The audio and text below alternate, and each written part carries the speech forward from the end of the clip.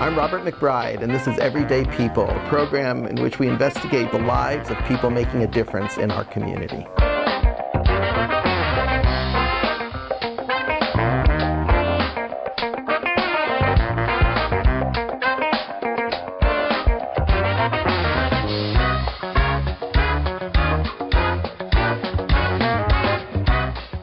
Hello, and welcome to another episode of Everyday People, where with the Rockingham Arts and Museum Project, we explore people making a difference in our community.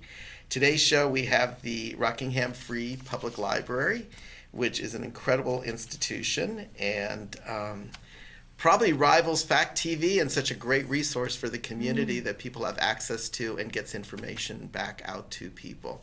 So on today's program, we are welcoming Ann Dempsey, who handles a lot of things around marketing and getting the word out, and Sam Mescal, who does a million things there, but as you often see her down in the children's or youth library, and then Virgil Fuller, who is more recently joined. Have you been with about 6 months, 7 months at this point? Last February, or last March I started. Okay, so you're about a year already. Just about a year. And handling at everything.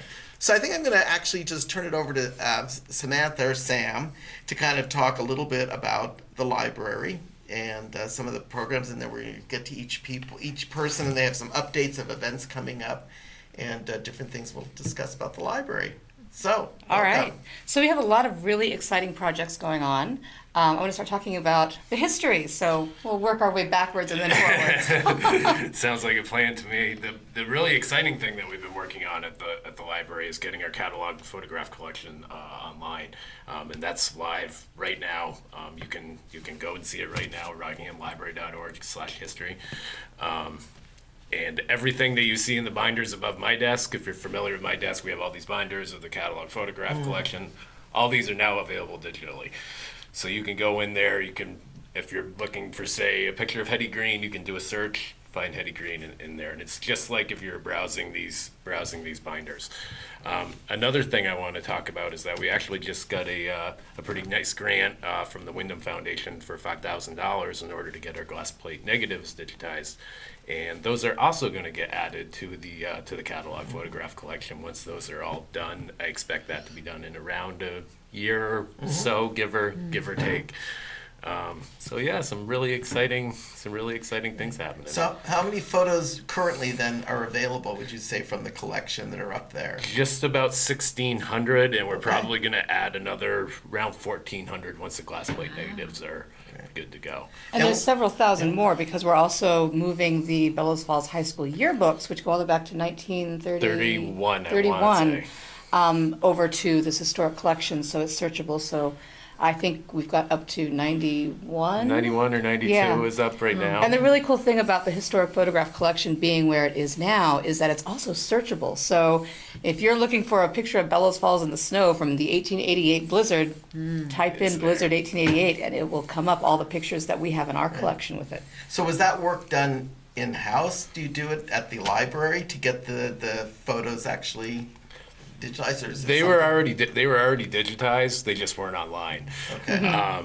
From the current catalog photograph collection, the glass plate negatives, those we are getting digitized. Those were just right now. They're just on these glass plates, and we're actually getting those done locally through Works on Paper. But the funding for that is through a grant. Funding through that is through a grant. But the second process of putting it online and making it available and searchable to the public, that's all us. That's kind of all behind the scenes. Yeah, we started putting this together, I think, and when did we start this? Around April last year? Yeah. Pretty much right when I started. Yeah. We were like, why don't we just do this? Exactly. So it's been kind of an ongoing project Right. since April, and just as of a month ago, I think we just wrapped it up. So.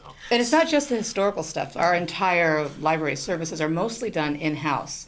The youth program, which I'll talk about in a little bit, is pretty much all me, while I'm also manning the circulation desk in the youth department.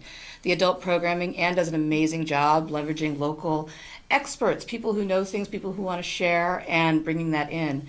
So primarily everything that we provide as far as services is being done in-house by the staff, which our poor scheduler. She does a wonderful job because we're not a big staff. Right. There's about 9 of us. 3 of us are full-time, 3 are part-time, and the other 3 work less than 10 hours a week. I think it's about right. Yeah, and so between that, we keep the library open and safely make information, everything available, and do all of these projects and our programming. Is there a certain amount of volunteers at the library too? There are. So there's the Friends of the Library, and they're a wonderful organization. They fund a lot of programs, and they also fund things you don't see, like these work tables. So we have public can come in, and there's sturdy work tables. The chairs that we use for our programming. Yeah. They also recently funded, and you might speak more to this, the Jerry Full painting, which hangs of the Vilas Bridge, which is a Bellows Falls landmark. And would you like to talk about the Well, I just Vilas wanted to Bridge? ask something about the volunteers again. So are there volunteers actually working in the library? So it's a mix. We'd love to have more. Let's talk about that. We do have volunteer opportunities for youth. So there's a Teen Advisory Council, which starts in middle school. Kids can be a part of this up through high school. And they get to plan their own programs. They get to help with programs. They get to help with book selection. They get to help. We find all sorts of ways that we can bring their skills in and give them a chance to shine, learn leadership opportunities. And we work with organizations. So the high school has had some of their people come in, or their students, the Life Skills program, who have come in and had regular jobs. We also offer community service credits. So seniors, when you start getting desperate in April and May, come see us. We'll have projects for you. And what else? We have RSVP. That was the Berries program. Oh, I'm not sure. No, what that's our- associates. Yeah, associates. Vermont Associates. Vermont Associates. Associates, yeah. Yep, so we'll have a Vermont Associates position, but we're open to volunteers. I mean, could a volunteer work behind the circulation desk? No, Okay. no. Not So at they this can time. only do under project kind of Yes, stuff. Nothing. yeah. Okay. Yeah. Oh yeah, we have one woman who just keeps track of all of our activities in a binder, and another person who shelves just once a week. Yep, yep. I have another volunteer parent she's wonderful. I'm so glad she's here. She comes in 3 times a week and helps shelve in the youth department, and we still can't keep the book cart clean because our circulation is huge down there. And yeah. So, Anne, what are you up to at the library then? Adult programs, and tell us what you do. Yeah, mostly I coordinate the adult programs. Sometimes we work with local organizations or state organizations, and sometimes just with an individual who would like to give a program. Every Thursday we have our genealogy group, which has been going on for quite a while, and that's from 10:30 to 12:30 every Thursday. So please feel welcome to drop by any time. Coming up shortly, we're going to have a tour of Oaxaca, Mexico.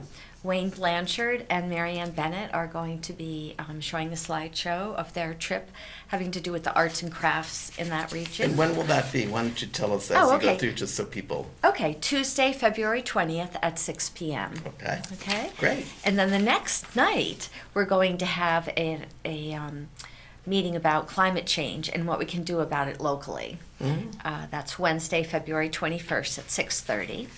We also have some things coming up that we've planned with the Springfield Medical Care Systems. One is a smoking cessation program, and one is a national diabetes prevention program. So look at our website to find out more details about that. And what is Or the Facebook. website? Or Facebook, yes. So it's rockinghamlibrary.org. Okay. And it's going to be having a complete makeover soon. But in the meantime, we're going to get the information. Most of the out there. content, all the content is still there for the time being. Yes. so- Okay. Okay, great. Yeah. And could I just mention the Sure, absolutely. cross-class dialogue circle? The Act for Social Justice in Brattleboro, Vermont, asked if they could lead a cross-class dialogue circle at the Rockingham Library. And it's the first time they've done that in Bellows Falls. Well, they're going to do it. And they're looking for participants. It's 3 Saturdays, 2 in March and 1 in April. So it's a time commitment, but it sounds really interesting. So I wanted to put And that if they out want to there. get more information about signing up, do they contact the library or do they contact the Act for Social Justice?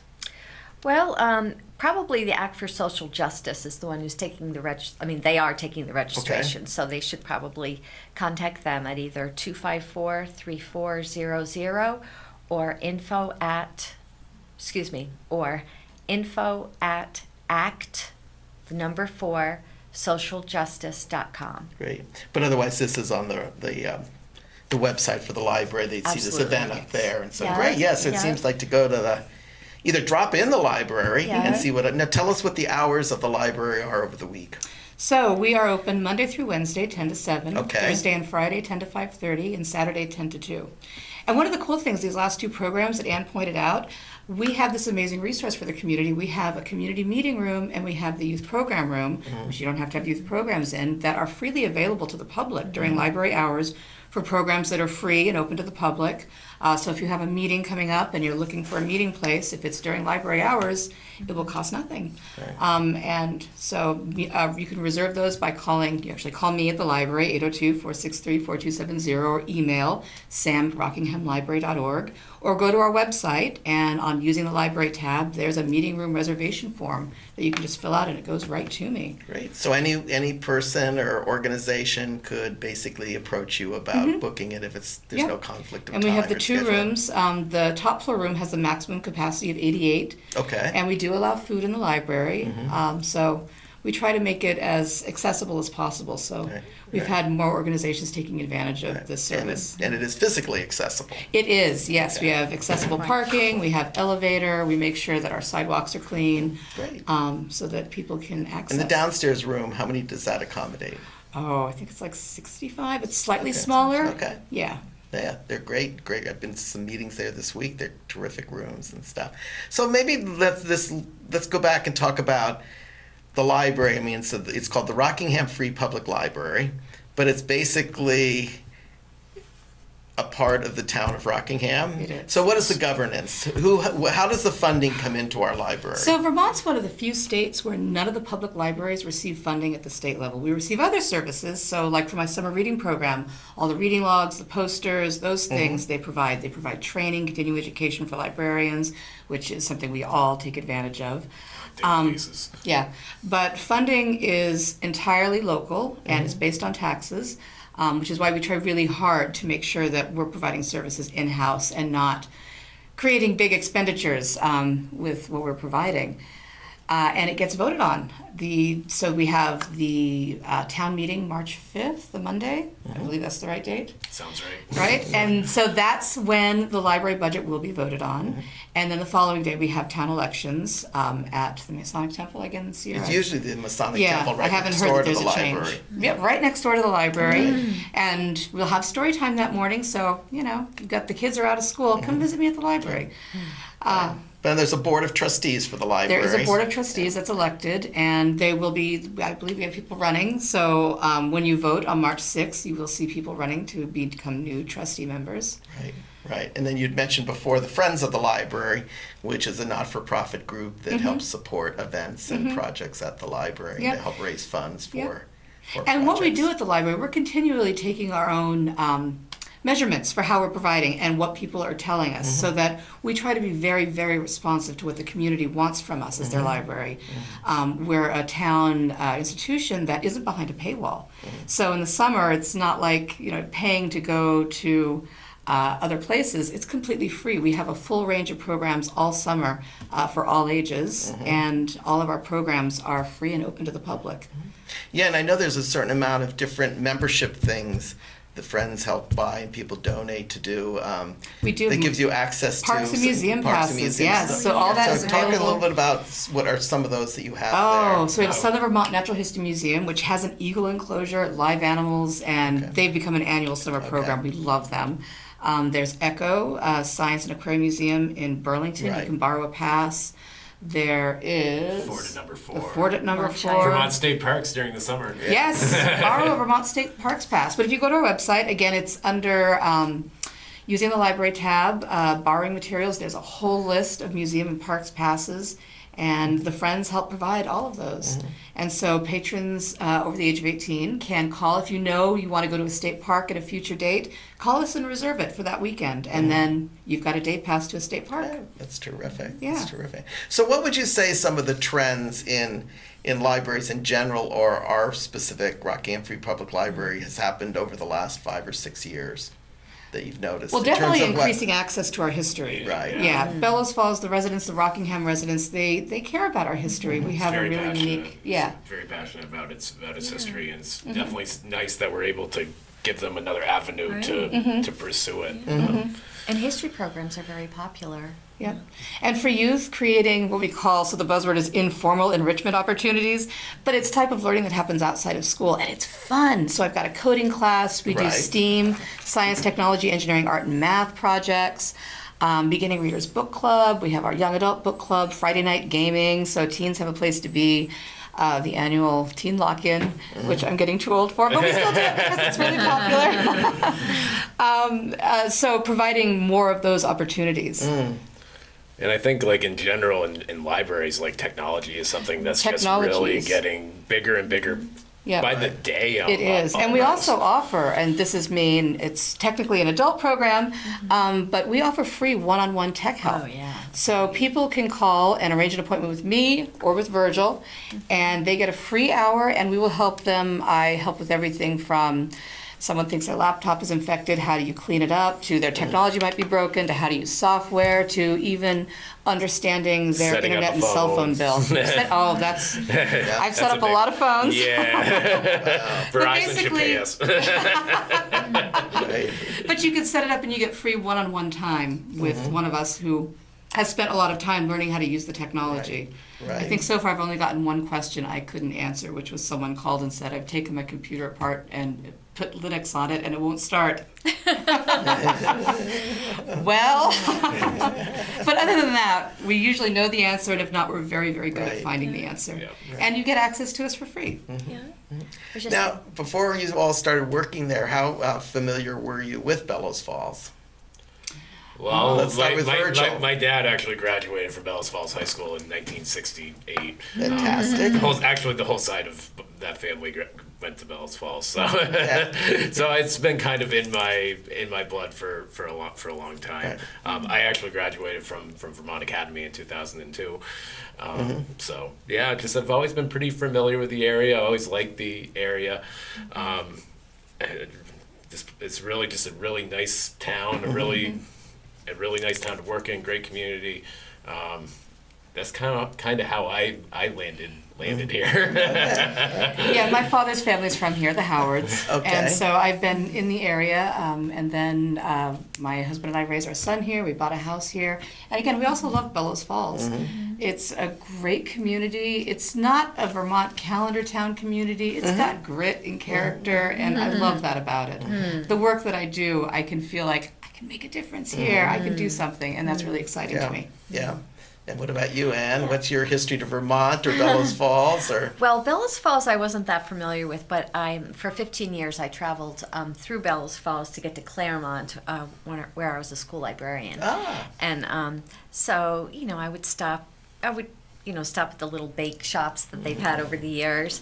But I've really enjoyed working at the library and getting to know people locally. There's so many interesting people doing so many interesting things. Artists, musicians, filmmakers. It just astounds me, and it's been really fun working there. Yeah. Because of that. Yeah, I mean, I think as I've mentioned on several programs, the scale of Vermont allows us to do so much. We have so much access to people and places and things, and as Sam just mentioned, that you can really roll up your sleeves and make a difference in the community, especially in these global times of everything. You just think, oh my gosh, how much can I do? And I can do is something Siri right just going to here. tell me to do everything? Siri, what do I do? And then you can find niches and stuff. I mean, I'd moved up from Manhattan, and when I moved up full time, I thought, I don't know, what's this going to be like? It's like I can't keep up with the amount of stuff Right? culturally and socially that there is to do and rich in the area. It's really kind of amazing.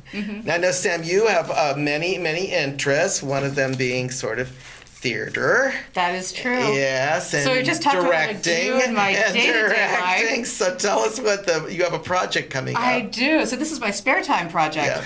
Yeah. So I've been doing theater recently with the River Theater Company, which is based mostly in Charlestown, but the River Okay. Theater covers Claremont, Bellows Falls. Their mission is to make theater and art accessible. They have a really great mission to serve children in theater. I know many Bellows Falls kids who've been in their shows over the years. So I am directing a show for them Okay.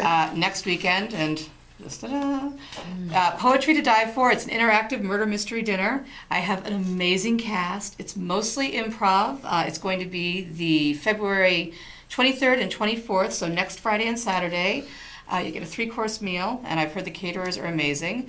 It benefits the River Theater and the Charlestown Rotary. Okay. And Rotaries are wonderful. They do great things for the community. They're very concerned with literacy and childhood. And so I'm really happy that we can support both of these causes. So if you were to reserve tickets, look for the posters. They're all around Bellows Falls. And you should reserve right now because I've been told that they're selling out really fast. But yeah, you can come, have dinner. It's going to be really fun. It's a comedy. And you get to solve a mystery. Right. So, if you've ever had Better than that. Agatha Christie type aspirations, you can get it out that night. Yeah. So how does one reserve tickets? Do you want to tell the audience? The Rotary, this is one of the fun things about this project, is I just get to direct a really great group of people, and they handle the logistics, including tickets. So you can reserve by emailing todayisnumber4memories@gmail.com or call 603-543-0433. So why don't you say both of those again a little more slowly? Someone's fumbling for a pen as they... Right? Okay, so the email is todayisnumber4memories@gmail.com or call 603-543-0433. Right. And you can reserve tickets and pay at the door, and they'll ask you what your dinner choices are, which is steak tips or spaghetti squash Alfredo if you're vegetarian. Right. And I expect to see all the staff of the library. I'm sure Ann and Virgil have Well, purchased if their there's steak, tickets if there's already. steak tips there. I'm sure you both bring it out. Take out your cell phones right now and book your reservation. Yeah, let's see how supportive they are Right? of Sam. well, it is going to be fun, and we have a Fact TV regular, Greg Higgins, who does the Faked TV, the satire news cast. So, great. Yeah, I've got a really great cast to work with. It's a lot of fun. That's cool. So basically, do the library hours stay the same all year round? Yes. Do you shift them at all? No. Okay. Once upon a time, that wasn't true. When I Okay. first started, we had wacky hours, but now we try to keep it very, very consistent so people can know what People to have enough expect. to remember. We like to keep it easy for them. Right. Right. How can we make your life easier? Yeah. And I know during the Christmas party, you were, which was really a great event. You were taking in subscriptions for magazines and stuff that people could sort of buy a subscription and ornament one on the tree. How did that drive go, and what are your challenges with subscriptions and stuff at this point? Well, the challenge is print is disappearing, so we had Teen Vogue in my collection, and it's no longer being printed anymore. It's now digital only, and I've got a couple of magazines, so there's that. But the magazine, the audiobook, the DVD, those were the ornaments that people could purchase, and those represent really popular parts of the collection. I think people might be surprised if you haven't been in recently how many magazines we carry, and Right. we can save you a subscription fee. Come borrow them from us. Right. And so people would choose if they wanted to get Martha Stewart or Backyard Homes, pay for the library subscription, you get to borrow it when it comes in, and it also becomes something that the entire community has access to. And you still have books on tape and videos and stuff like Yes, that. we do. And videos. We also have, if you go to our website, ebooks and audiobooks you can download. You just need your library card and a password. And if you need any help with that, again, come see Sam or myself, and we'll be happy Okay. to Yep, happy to email help you us, message us over Facebook. We have a Right. very active Facebook page where we post a lot of our things, and we're always monitoring it and trying to respond to people. And so how does someone get a library pass? If you're a Rockingham resident, do you automatically, you could just go up there and apply for one? Or Yeah, just Yeah. come with proof of address, fill out a form. Youth will need a guardian, or a parent to come in to sign the financially responsible person. Okay. So I'm sorry, grandma and babysitter, but parent or guardian is the one that needs to come with them. And that's up to what age? 16. Yes. Up until 16. Yep. Okay. And if you're a non-resident, because again, we are based locally on taxes, there is a non-resident fee. It's $30 per 3 months or $60 per year to get a non-resident card, and that will give you access to everything that residents get. And students in WNESU are able to get a free student card, which includes Westminster, which is not part of Rockingham, but we have the high school in Westminster. We have North Westminster where the kids can literally walk to the library, and it really supports our mission of education. So students can get a free student card. And am I missing anything? I don't think so. Okay. Okay. Great. All right. Well, once again, give us the website for the library. So it's people can look this. rockinghamlibrary.org. And I just want to plug youth Okay, programs. very quickly, yeah. Really quickly? I've gotten the high sign that we gotta All wrap it right. up. So our Kids.Code, which is a computer science class on Saturdays for kids age 9 to 14, has started. We're doing animation this winter session. It's awesome. We have story time twice a week. Tuesdays are preschool at 10:30, babies Thursday at 10:30. We also have story time for social justice. Next week is Discover Engineering. So we have a bunch of after-school engineer programs. We have math programs coming. We have teen programs. The Friday night. Oh, you put this upside down. Friday night tabletop, which has been running for like 15 years. I grabbed the wrong one. 5:30 to 9. We have our monthly book group and our annual Magic the Gathering tournament, which always brings in a great crowd.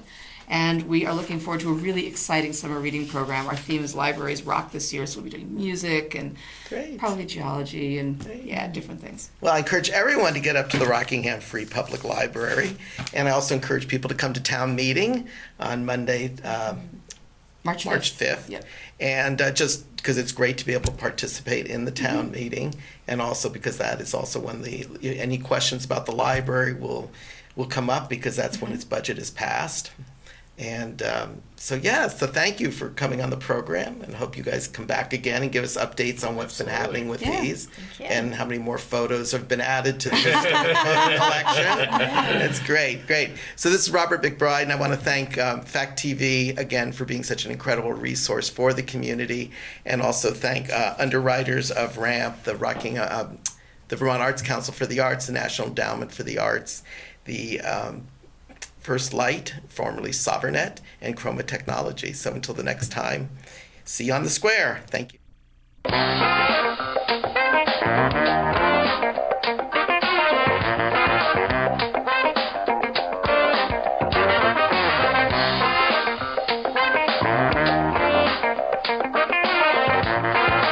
RAMP would like to acknowledge organizations that help make this program possible through Fact TV, including the Vermont Arts Council, the National Endowment for the Arts, Chroma Technology, the Wyndham Foundation, and Stewart Property Management.